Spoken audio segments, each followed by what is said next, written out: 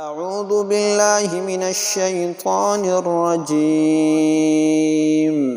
بسم اللہ الرحمن الرحیم آمن الرسول بما انزل الیہ من ربہ والمؤمنون كل آمن بالله وملائكته وكتبه ورسله لا نفرق بين أحد من رسله وقالوا سمعنا وأطعنا غفرانك ربنا وإليك المصير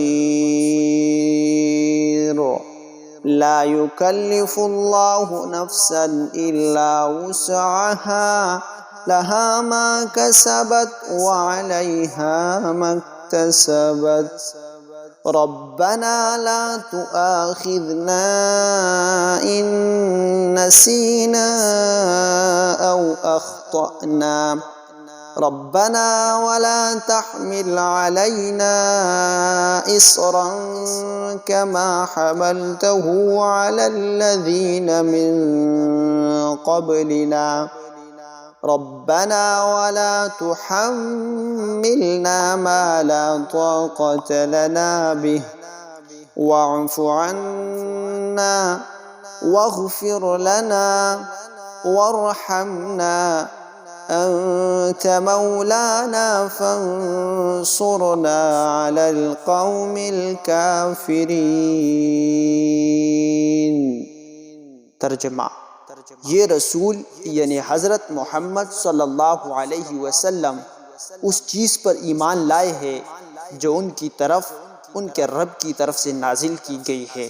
اور ان کے ساتھ تمام مسلمان بھی یہ سب اللہ پر، اس کے فرشتوں پر، اس کی کتابوں پر، اس کے رسولوں پر ایمان لائے ہیں۔ وہ کہتے ہیں کہ ہم اس کے رسولوں کے درمیان کوئی تفریق نہیں کرتے کہ کسی پر ایمان لائے کسی پر نہ لائے، اور وہ یہ کہتے ہیں کہ ہم نے اللہ اور اس کے رسول کے احکام کو توجہ سے سن لیا ہے اور ہم خوشی سے ان کی تعمیل کرتے ہیں۔ اے ہمارے پروردگار،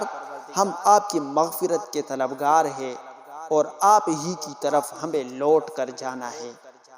اللہ کسی بھی شخص کو اس کی وسعت سے زیادہ ذمہ داری نہیں سونپتا۔